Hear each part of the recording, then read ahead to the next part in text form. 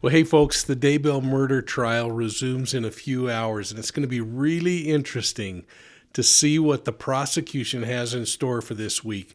I joined Caitlin Becker of the Daily Mail, Shanley Painter, and Ted Rollins from Court TV tonight to lay out a little more about the world around Lori Daybell.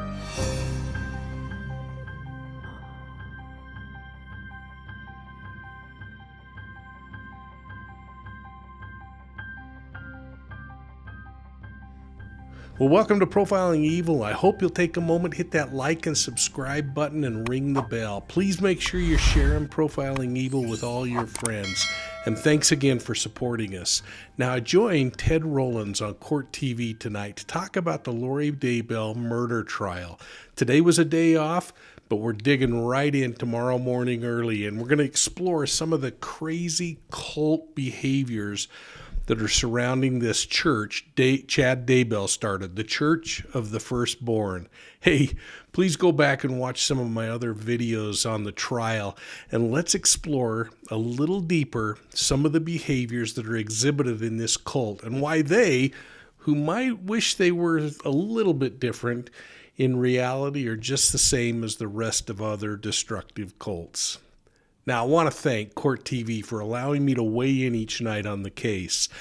We jumped right into things tonight, talking about zombies, castings, and light ratings.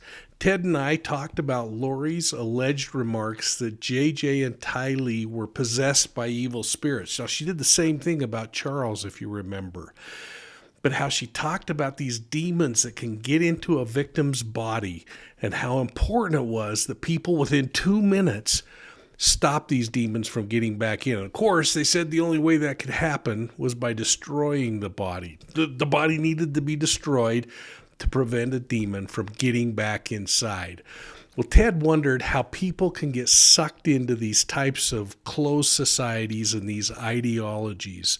Much of our discussion surrounded why people stay in these groups rather than get out once they start to discover the ugly secrets inside.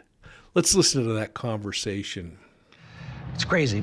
Still with us live in Boise, Idaho, Court TV legal correspondent Shanley Painter, and joining our conversation from Salt Lake City, Utah, religious cult expert, retired police commander, and host of Profiling Evil, the podcast, Mike King. He's also the author of Deceived, an investigative memoir of the Zion Society cult. He knows his stuff about cults. And also with us in Los Angeles, senior reporter for thedailymail.com, Caitlin Becker. Good evening to all of you. Mike, it is so hard to get your head around Chad Daybell. And how does he have this power over people? How does it work? How do people not get the uh-oh feeling after listening to this mumbo jumbo? I believe, Ted, that the key to this is that it's incremental, and these transitions that occur happen slowly over time. If these cults started out with the final chapter right from the get-go, people would bail in a heartbeat. But slowly they get them invested, and as they get invested, there's something really peculiar that happens in our psyche. As we start to really invest in something, it's difficult for us to say we were wrong. So we continue to stick with that. We continue to follow it. We look for answers, and oftentimes those answers came in as we listen to this case. If somebody got in the way, wasn't it amazing that some revelation came that said they needed to be removed in some certain way? It's a pattern that I've seen over and again with cult leaders who are these destructive, charismatic, and not charismatic to me or you, but for some reason it just connects with these folks. But I think the biggest thing is once they're invested, they would have to admit they were wrong if they bailed. Well, then we talked about this slow boil that occurs in cults. I mean, what is it that makes a seemingly logical person who would never think of committing a crime suddenly accept the ideology and turn into a criminal? In other words, how do people justify changing and becoming a toxic part of the cult? And that happened over and again. Let's watch this discussion. Mike, when does a believer who has been brought into one of these cults turn into a criminal. Like, at some point, right, if you're, oh, yes, all right, Chad's running the show, and he's saying that all this stuff's happened, but when Lori looks at Zulema and she says, where's Tylee? Oh, well, he had to be free. Zulema knew exactly what she was talking about, right? Is there no duty for a cult member to call timeout or stop this nonsense? There's absolutely a duty, and of course we know that, but there's this really peculiar thing that happens in these cults that deals with peer pressure and ostracizing those who come against decisions that are being made or revelations that are being received. And unless you fall in line, all of a sudden the love that you were experiencing, the association you were experiencing, is cut off, and they quickly come back into check. And I really liked what Caitlin and Shanley said a minute ago about what kind of people are joining these cults, because there's a misconception out there, Ted, that these are crazy losers that are joining these groups. These are people that are usually pretty darn intelligent to join cults, because a cult doesn't want another liability. They want somebody that's going to add to the cult, to make it stronger, to get it more money, to bring it more resources. And so sometimes we're pretty quick to judge and think, well, they're just crazy for joining themselves. No, they just happen to be approached by the cult leader or leaders at that perfect moment in time when there's a weakness, a chink in the armor, and they start to suck them in. And just like boiling a frog, it happens slowly. Oh, boiling a frog. I think you're right. I mean, Melanie Gibb, watching her in the preliminary hearing and seeing the interviews, I mean, she's a very intelligent woman who is, who, to your point, got caught up with the wrong guy and gal. Well, as we continued to talk, the discussion surrounded who was really in charge in this church. And this discussion continues to come up again and again throughout the trial, and people are going to probably use it in the defense and maybe in the prosecution. So the question is, was Chad the leader? Was Lori the leader? Or were they both in charge? And I'm going to be looking for your answers down below, and I hope you'll take time to weigh in on this one, folks. But I think you're going to agree with me when I say, in this particular case, it was both Chad and Lori that were co-deceivers in this case. I mean, they each controlled parts and pieces of this thing, including controlling people within the group. Now, some people might theorize that Lori controlled Chad on those first meetings when she turned on the charm that somehow triggered in him this desire to abandon what we would hope were different values prior to that.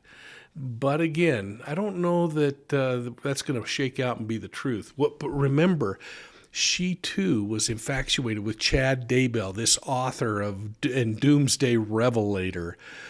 But now think about this. Chad told Lori things that inspired her. Things like she was a goddess who walked with him in previous lives, even in biblical times. Now that was very controlling and very compelling. So maybe he was in charge from the get-go. Let's listen to our conversation around this topic. And then again, weigh in down below on what you think happened. Everyone else. Mike, is it odd to have two leaders of a cult, a husband and wife scenario, or typically you hear about the one guy, the Warren Jeffs. He had wives, but that was a whole different story. What's your take on this dynamic, and who's in charge? Is it Lori or Chad? It's a little bit of an anomaly. Usually it's a single leader that most of the direction is pointed toward. But you think about Heaven's Gate. There were two people leading Heaven's Gate. Certainly in this case, it seems like there are two people who fire and fuel come together, and they determine that they're gods, and somehow together they are going to bring everyone along with them. And so the question becomes, which one started this? We see evidence that Tammy was infatuated with Chad's writings and was traveling to meet him. But then somehow she turns on the charm and takes this seemingly, normal guy that's writing weird stuff and turns him into this guy. I don't buy it. I think this was all a natural progression. And I'm not a psychologist, but I often wonder about these feelings of grandeur that these leaders that run cults have. And we see that same feeling of grandeur being exhibited in Chad's demeanor and behavior and his calling out of special dispensations, and then Tammy doing the same. It was pretty darn evident even when they're doing podcasts early on that they're laying the groundwork that, hey, I got a little more light knowledge than anybody else, and you'd be really smart to tie in with me because I'm going to usher you into greatness. And some people just want to be led, and others thankfully still use their brain and think through problems. Yeah, and you meant Lori, but Lori, I don't know that she wanted to be there. She wanted to co-lead, and boy, those two connecting just exploded. You know, Chad, I'm sure he had many of these little, book readings and whatnot, and then all of a sudden there's this, ooh, look, who are you? And she's up there, she's immediately attracted to him. Chanley, who do you think's in charge here? Who's in charge? Chad or Lori? Who was the one calling the shots? Based on testimony so far, it's at times Lori is, at times Chad is. It may be that they were supposed to together lead the 144,000. They were the ones in charge, and so it seemed like both were kind of calling some of the shots. It's interesting, sometimes at the castings, you would have to call Chad because he would be the one to say if it was successful or not. But other times, Lori's the one teaching Melanie and Zulema these certain concepts. So maybe it'll shape out a little bit clearer as the days roll on here. Yeah, one thing that's always interested me is that it's funny, Chad never had any bad feelings about his own kids. They never ventured into that dark space. Lori's kids and his wife, but that always stuck out to me. Well, hey, folks, I'm pausing to share some concerns I have surrounding identity theft and fraud. I've learned a lot from our partner, Aura. They're the pros at protecting people from cyber predators. Aura provides identity theft protection, credit and fraud protection, and online and device security for you and your family.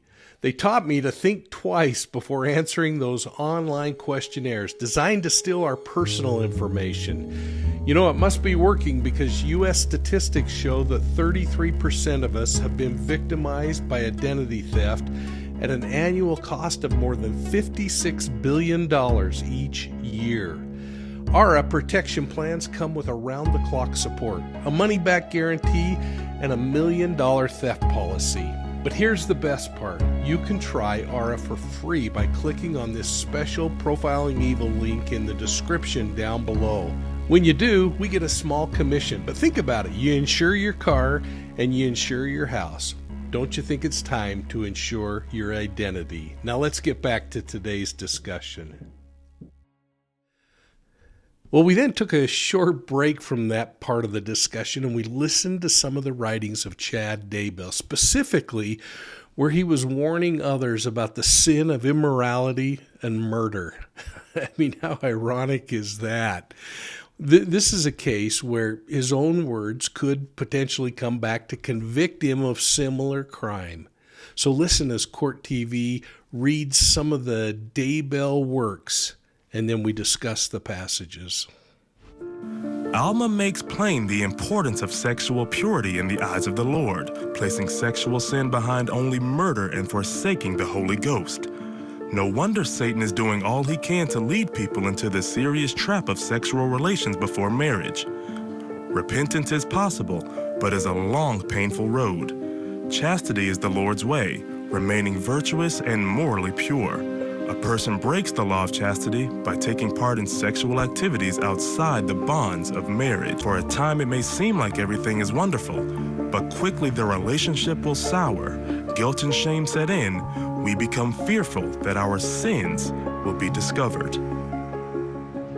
Still with us, religious cult expert Mike King and series reporter for thedailymail.com, Caitlin Becker. Well, our discussion then turned to what we're going to learn in the upcoming week. And as we talked about it, our thoughts turned to whether Lori Daybell is having some kind of an awakening to the reality of what happened and what she's accused of doing. I thought of cult leaders that I've spoken to in the past, and while I don't know what she might be really thinking, I'm not expecting her to say, "Hey, everybody, I was wrong." I don't know what your thoughts are, but let's catch this part of the discussion. Mike, the dilemma, and Melanie clearly listening to them, they don't believe this anymore, and I'm sure they feel a little embarrassed by it all. What about Lori? Do you think she still believes in the calling and her and Chad and the 144,000? Or is she over there at the defense table also feeling, oh God, what did we do? I hope that she and Chad have hit a point where they're saying, what have I done? And that this thing got out of control.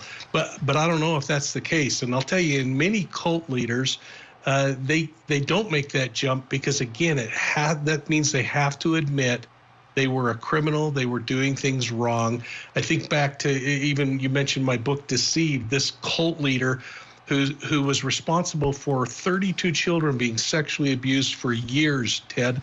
And probably 10 years after he went to prison, I invited him to come in and speak to 500 police investigators about the mechanisms and characteristics of cult behavior.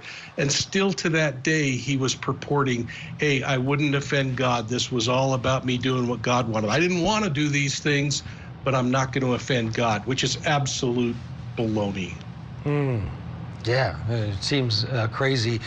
Well, what are your thoughts, folks? I mean, we're moving into a new week of testimony, and I'm really interested in what you're thinking here. I hope you'll join me each night on Court TV as we recap the trial each day. We're going to continue to explore cult behaviors, and we're going to try to make sense of what's going on. Now, I hope that you'll take a moment and hit that like and subscribe button so that you don't miss any of our upcoming videos. And please consider joining our channel memberships. My favorite, it's the Academy level, where you get a whole lot more for just a little more. Your donation really does help us to continue to push out good content, folks. So thanks for supporting us. And don't forget to check out our story map on the Daybell case. I'm going to clip in here a little piece to kind of tell you about that. And then make sure you check us out on Facebook, Instagram, YouTube, and Twitter. And you can also find us on Profiling Evil on your favorite podcast platform. So thanks again for your support, and we'll see you all soon at the next crime scene. Now stick around for this little tutorial on story maps. Hey folks, it's Mike from Profiling Evil, and I want to just take a quick minute to remind you about the Chad and Lori Daybell story map. You can find it at profilingevil.com under story maps, and I hope you'll go over and visit it. It gives you a chance to go through and kind of explore this case from beginning to end. Has all kinds of information about those first hearings, about what happened. But then I think one of the things that's pretty dang cool is it goes in and it talks about them individually. Not only has an overview, but it has a way to check out more about Lori, her former husbands, where she lived, Chad and his former wife, Tammy, and the circumstances leading up to her death. You can learn more about what light and dark is, according to them, and actually hear Chad speaking at one of those Preparing People conferences. You can go into other family members like Stacy Cope, Joseph Ryan, Charles Vallow, Alex Cox, JJ and Tylee. You can look at the court processes, and you can get a little more information about Profiling Evil. So again, I hope you'll go back and check that out. Now let's get back to the program.